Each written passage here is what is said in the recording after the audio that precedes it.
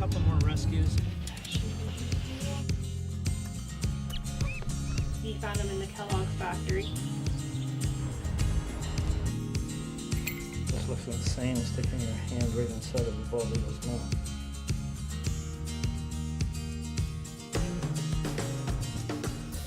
Yeah, as I say, our volunteers are pretty special.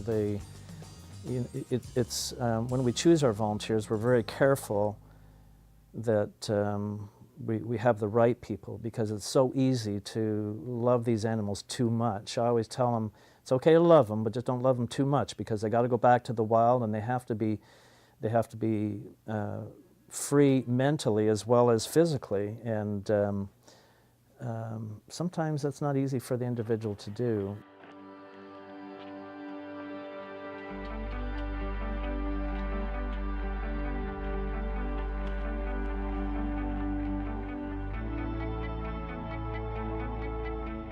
Well, yeah, you do get closer to them than the average animal, just because they require so much time and effort. So at the beginning, you're pretty much with them the entire day. Like, by the time you finish one feeding, it's time to start preparing for the other.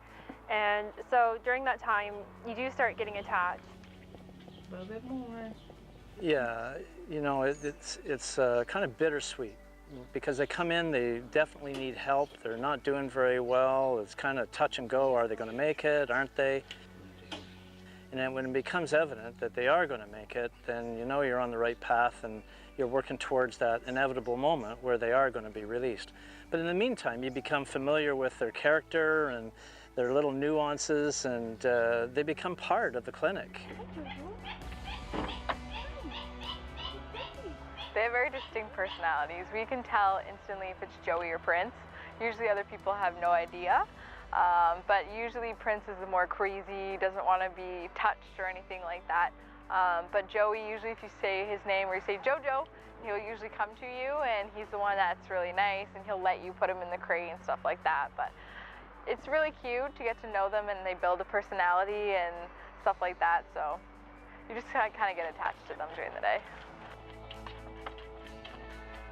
Now that they're outside and being let out at night, this is like, now we're really starting to enjoy them, and seeing them come back. I guess that them having more space to kind of run around and everything, you're starting to see, I guess, their little personalities more. It will be nice to think that once they get to that age where they don't really need us anymore and they become more independent, they don't really want their bottle. I mean, just to, I guess, see all our hard work pay off in a way. What's up? Oh, you're wet. It's going to suck to come back in the mornings for 8 a.m. shifts and them not come back and see their little faces wanting a bottle and stuff. But it's also a happy time, because then we know we did a good job and that they don't want to come near people anymore. But it's going to suck to not have Prince and Joey back in the mornings.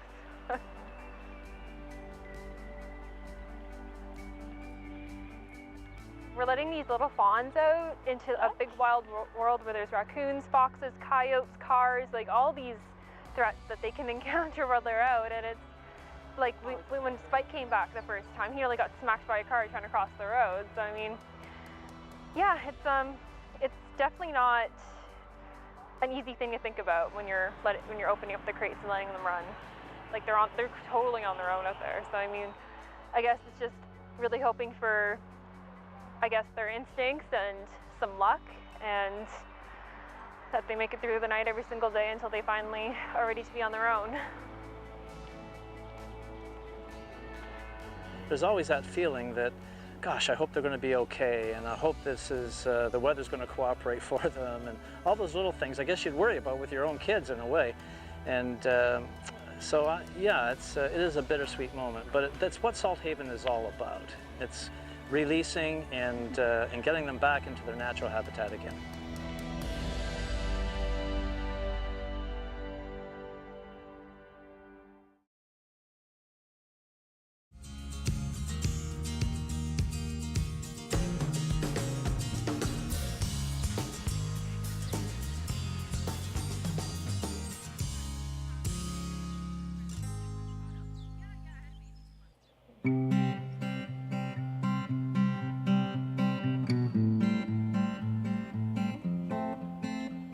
Yeah, Ashley really is Batwoman of Salthaven. You know, she just has this special attraction. In fact, when I think back on it, Ashley has really helped me to appreciate bats to the degree that I do now. It's always an experience to have baby bats here. I enjoy working with them because, again, it's different. We don't get them here all year round. They're not, like, we might do five or six baby bats a year, or in compared to like 70 squirrels, for example. Yeah, bats are really important to Salthaven. They're a special consideration simply because their numbers are being depleted at such a fast rate. When a bat comes in, they really get a priority. These are baby big browns, and well, they're the most common species we have currently in Ontario, and they were found at the bottom of a chimney right here in Mount Bridges, along with 2 dead adults. Baby bats are quite small, as you can imagine. A couple of them are only about the size of a loony. So what we do is we take some ophthalmic swabs, and which is usually used to swab like pus from the eye, and we dip that in electrolyte or formula, and then we just let the baby suck the electrolyte or formula from that ophthalmic sponge. You know, the first time I saw a bat, I thought, you know, but I've come to really appreciate them, not only for what they do, but for who they are as little creatures. They really are unique, and once you get to know them, it's easy to love them. And Ashley has definitely found that. She just really loves bats.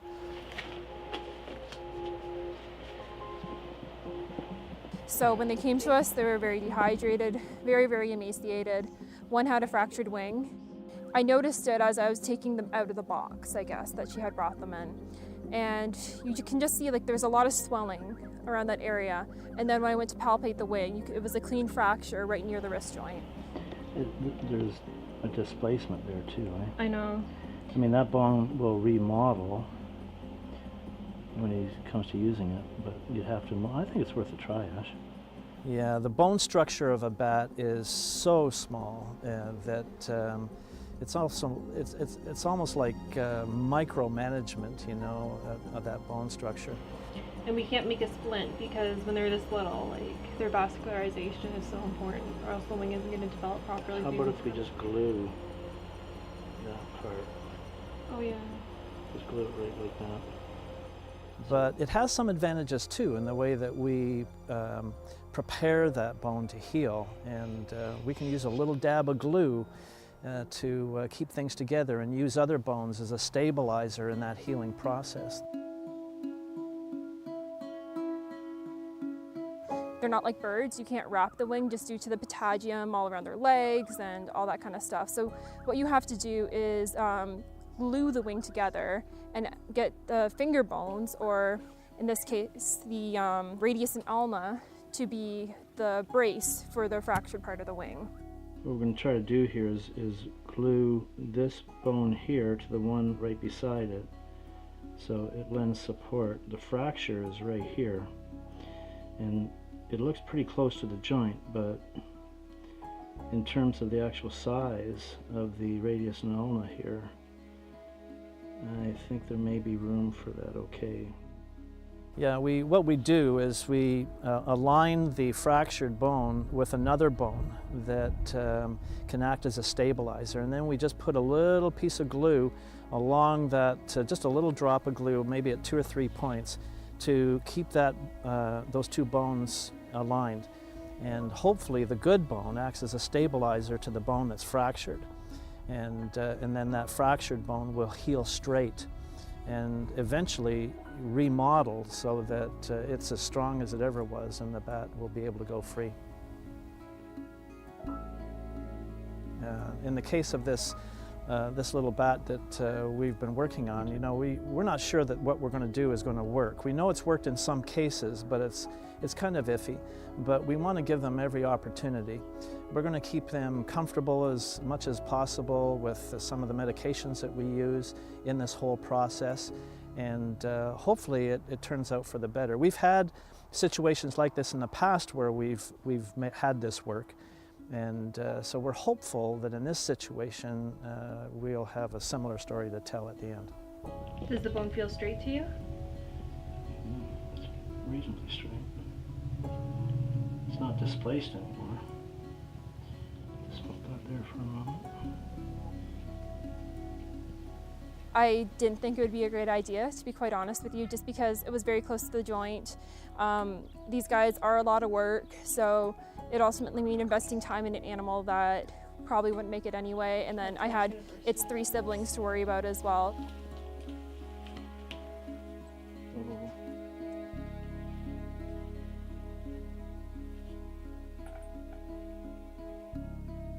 Brian, being removed from the situation, could see that it was ultimately the right thing to, to at least try and see if it was possible. Okay, can you get me, yeah, that's what I need. The ultimate goal is, and hope, that that bone will heal straight. Bats are extremely dexterous in the air, and so they really need that symmetry in their wings in order to be able to do the things that they do when they're hunting for food. They're little aerial acrobats, but without that symmetry, they're compromised considerably.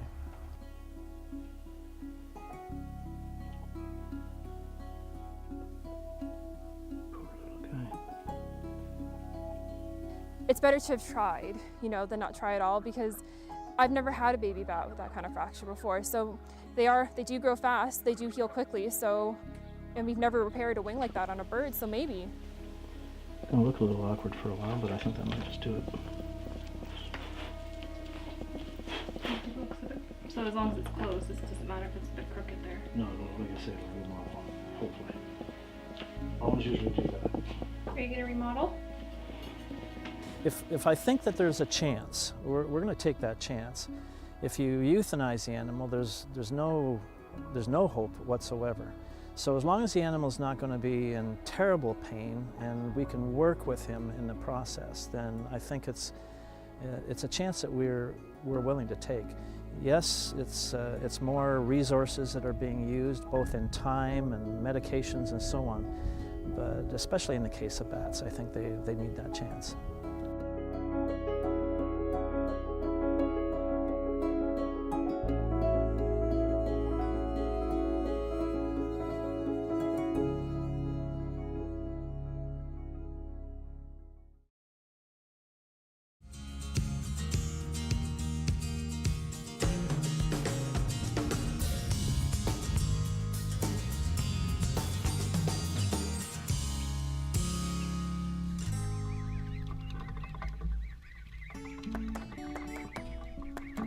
I was out here and we got a call from animal control, and they call us about all the wildlife they take in. And they had a mother duck and 10 ducklings that had been brought in. The mother had a leg injury. So I went out there and they had them in a large cat carrier, and I put them in the back seat of my car. And all the way out here, the ducklings are chirping in the back seat. Murray went and picked them up. He brought them here, and we took up Mom first, and her foot wasn't just injured, she was missing her entire foot. It was like a snapping turtle or something? Yeah, so we were a little bit shocked about that. We didn't know really what we were going to do, but luckily the injury seemed to be old, about 2 months old, so somehow she has survived the past 2 to 3 months with this missing her foot. And the ducklings all seem to be healthy. My ear. So we put her in one cage, and then we take the ducklings out, weigh them, put a paint mark on the head so we can tell them apart. And then as I was putting them in the cage, they would immediately hop up on Mom's back.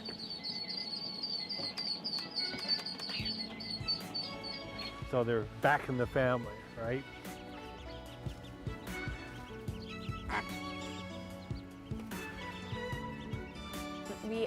We had separated Mom and her babies. She came in with the 9 babies, so we separated them for a little bit. The previous night, we actually got 4 ducklings in that are about the size of her babies. So we pulled all of the babies out. We put all 13 together, and just to kind of get them all together kind of in a little cluster. And after Brian had done an exam on Mom, then we put her in the pen, and she just took to all of them. She didn't discriminate with the 4 that, were not biologically hers, so it was a really nice thing for us that she's able to be a surrogate. it's always better to have a foster parent if possible, just because they teach them, I guess, the survival skills they need, and they also learn how to be that animal, you know, because if an animal's coddled or cuddled too much, they pick up human tendencies, and those human tendencies will cause them to be ostracized by their own kind. And so they're not going to be able to mate. They're going to be attacked by other members of their species. And you have something like a Canada goose who is very social, that's not a good way for them to live, you know. So anytime possible, wild is always better than human. What's going to happen down the road, I don't know, because she has a leg injury. You have to ask Brian what the future on that is, but you do what you can, right? And that's a good time. I mean, we don't really know what the fate of the mom is going to be yet. Without that foot, she's putting a lot of stress on the other foot as well, so that could lead to problems in the future. So we're not really sure what her prognosis is going to be, but we have a lot of hope for the ducklings right now.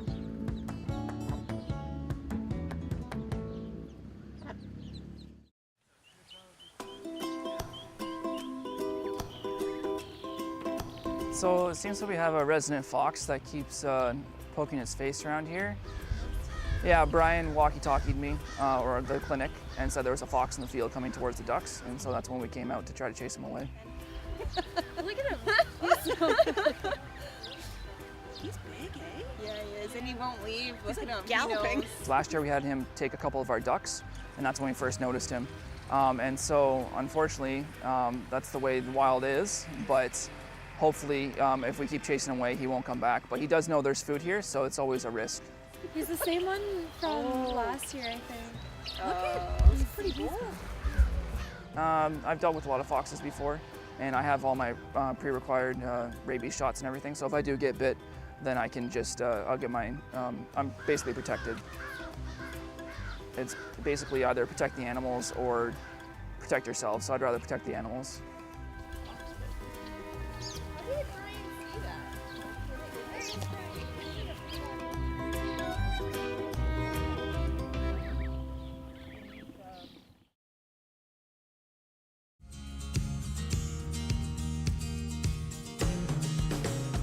What working with wildlife has done for me personally is it's made me realize just how intelligent these animals really are.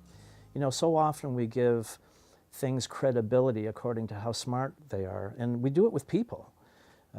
We give someone more credibility for maybe how well educated they are or how well spoken they are. But in terms of intelligence, wild animals are extremely intelligent. You know, they're a level above our domestic animals. We care for our domestic animals. They don't have to worry about finding their own food or a place to sleep. You know, that's provided. But with wildlife, it's all different. They have to be extremely clever and smart and resourceful and just to survive.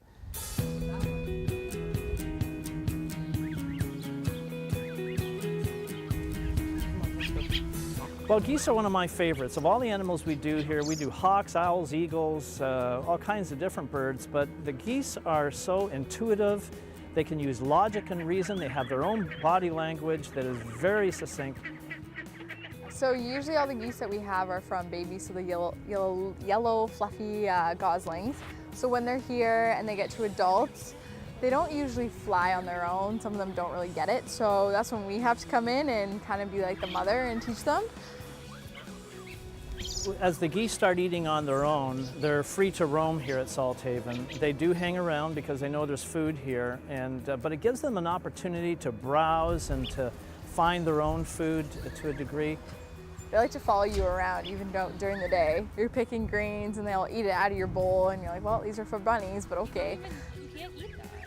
It's part of a soft release program that we have here. It gets them used to a natural environment where they're finding bugs and eating grass and doing all those natural things that a goose would do, rather than being in a pen or a flight pen where all the food's provided for them, etc. So we're basically here to teach them those skills and how to fly and whatnot. So it's slower. It's not like we take the robins and we just release them and they just get how to fly. These ones are kind of be like the mama goose and teach them how to do it. Ready to go? They have graduated to the point now where they're just starting to leave the ground. In fact, there's one or two of them that are starting to fly pretty good. So we're pretty excited about that.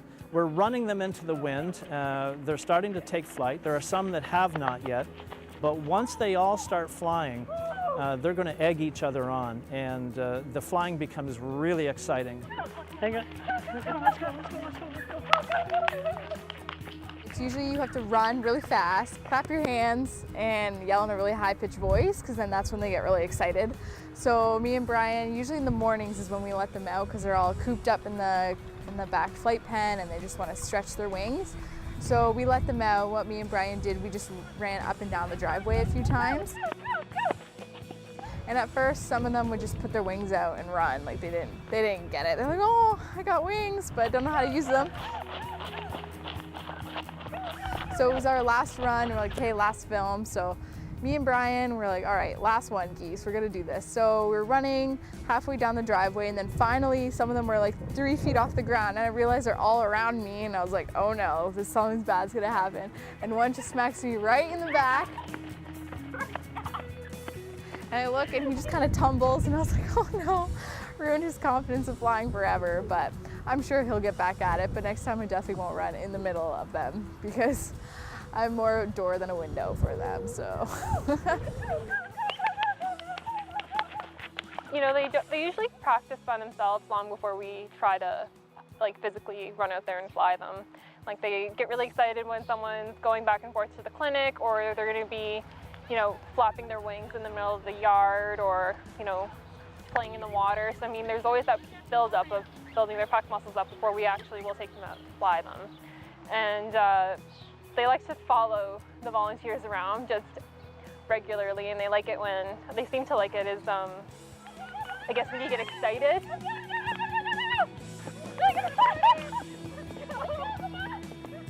The really funny parts of all this is their landings. The first time they land is just absolutely hilarious. They don't know anything about landing into the wind, where their ground speed will be slower. They come in hot and heavy, they tumble, do somersaults, then they get up and shake themselves off like, look what I did. So it's pretty exciting time. We were able to get a few off the ground. So eventually they kind of caught the wind and figured it out, and then some of them tumbled because they're like, oh, don't know how to use my legs yet, and land. But yeah, it's pretty cool to watch them finally be able to fly. So soon, by the end of the summer, even in the next few weeks, they should be gone. To see them go, you know, every time you see them take off, you think, is this the last time, you know? And you just hope they're going to be okay. So it's mixed feelings. You're glad to see them go. We don't have to clean up any more goose poop, but at the same time, you just hope they're going to be all right.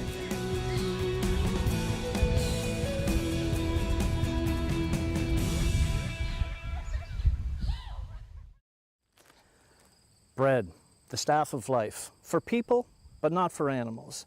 Bread by volume has very little nutritional value. In fact, some animals get so much bread at ponds and rivers where people are feeding them that their stomachs get full of a dough-like material, nothing can get through. So they end up dying on a full stomach. The next time you go to feed ducks or geese, try cracked corn. It's better for them, and they'll love you just as much. I'm Brian Salt, keeping the wild in wildlife.